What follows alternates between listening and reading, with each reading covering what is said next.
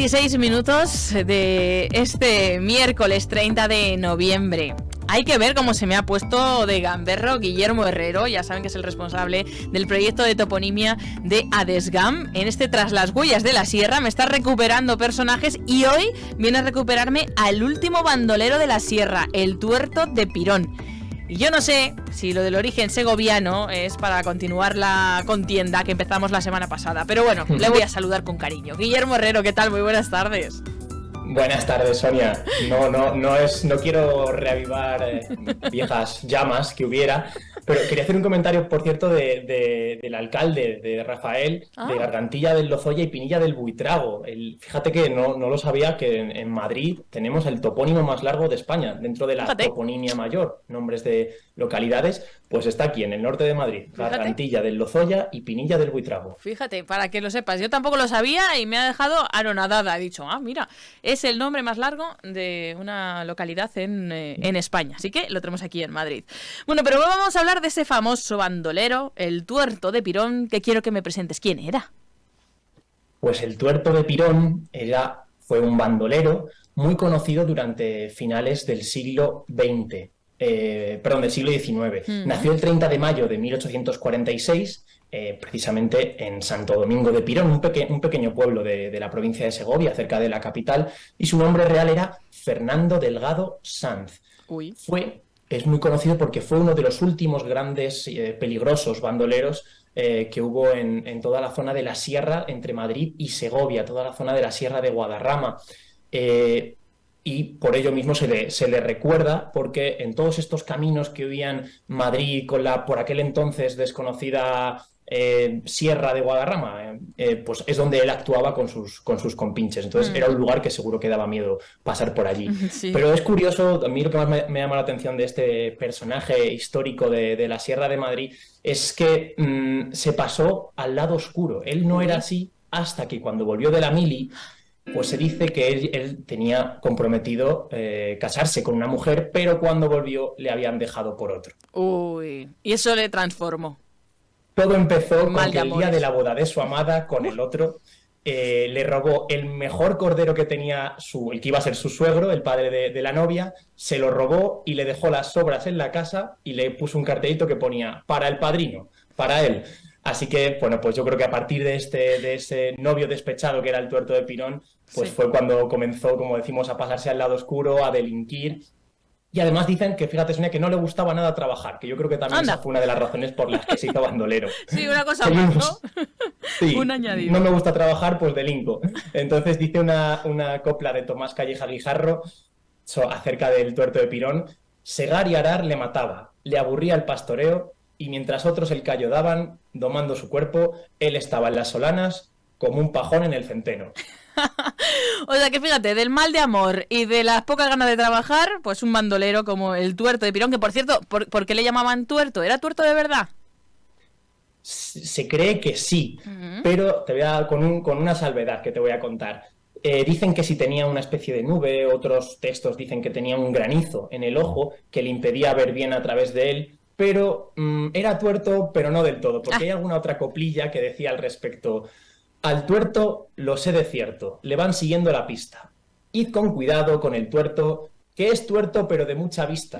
O sea que, a pesar de tener un ojo solo o de ver solo por un ojo, era más peligroso que muchos que tenían dos. Bueno, pero si se hizo famoso sería por sus fechorías, ¿no? No por si era más tuerto, menos tuerto, pero ¿qué hizo que le llevó al paseo de la fama de los bandoleros? Pues sus delitos consistieron básicamente en robos de ganado con los tratantes, asaltos a viajeros, a carruajes, secuestros por los que pedía una recompensa, y casi siempre en toda la zona cercana a la Najarra, a los pies de la Najarra, Miraflores, Canencia, el puerto de la Morcuera, y precisamente en las faldas de la Najarra es en lo que actualmente es el final del puerto de la Morcuera, en un valle entre Canencia y Pinilla, es donde se ocultaba en un denso bosque junto a sus compinches, junto a su cuadrilla, se ocultaba de la acción de la justicia, lógicamente. Y también aquí entra la toponimia, porque este lugar donde ellos se escondían más tarde quedó ese lugar marcado como la Mata de los Ladrones o la Mata del Tuerto. O sea, la toponimia nos indica en cuál era el lugar en el que todos los vecinos sabían que estaban allí, la mata por las matas de roble y lo de los ladrones, pues porque se ocultaba allí el Tuerto con sus hombres, con su cuadrilla. Bueno, pues ya lo saben, ¿eh? La próxima vez que pasen, miren bien, por si acaso. Pero además de robo y atraco, también ejercía la violencia. ¿Cómo era de violento este bandolero? No, decían que era un hombre poco violento, al que no le gustaba usar. Te robaba pero con cariño. Eso si no te importa. Te apuntaba con el arma y te decía, mira, yo no quiero, pero es lo que toca. Entonces, solamente se recuerda una vez que se produjo una serie de navajazos y un hombre resultó muerto, pero no fue él quien lo mató. Se dice que en un pueblo cercano, no se especifica cuál, uno de los vecinos se chivó de dónde estaban escondidos los ladrones, los bandoleros, y por ello uno de los compinches del Tuerto de Pirón pues le mató a navajazos y fíjate cómo era la justicia por aquel entonces, Sonia, que a su vez el asesino fue linchado por otros vecinos de Pinilla del Valle y ajusticiado. O sea que, vamos, que ojo por ojo en aquella época. Madre mía, y el tuerto alguno tuvo que pagar también. Bueno, creo que hay una leyenda que le une con Rascafría y con el tronco de una olma, ¿no? Explícame esto. Se dice que el Tuerto de Pirón era una persona muy observadora que se dedicaba a esconderse para conocer cuáles eran los detalles de los vecinos y así poder robarles mejor. Y por eso se escondía en un tronco semihueco de una olma que había en Rascafría para ocultarse y allí obtener información de sus posibles víctimas. Pero bueno, en cualquier caso, si tuvo relación con el Valle de Lozoya fue con Pinilla del Valle, ya que ahí fue donde más veces le detuvieron por una traición de un carbonero de Rascafría que era amigo suyo. Y por lo demás, pues el Tuerto de Pirón pasó su vida a medias huyendo de la justicia, escondiéndose y por fin yendo a prisión.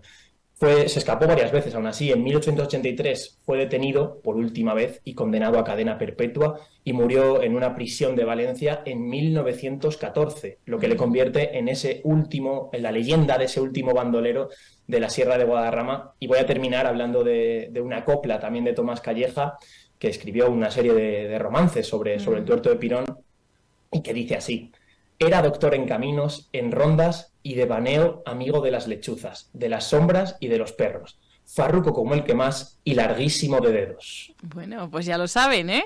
El Tuerto de Pirón, el último bandolero de la Sierra. Hoy protagonista en este Tras las huellas de la Sierra que cada semana nos hace viajar de mano de Guillermo Herrero, que es responsable del proyecto de toponimia de Adesgam. Así que, oye, y además vamos a recordar hoy que tenemos un poquito de tiempo, que también tienes una página web. Recuérdame cómo es, toponimia.es. Topónimos.es. Topónimos.es. Sí, y mira, estaba pensando, por supuesto que ahí pueden entrar, hacernos todas las consultas que quieran.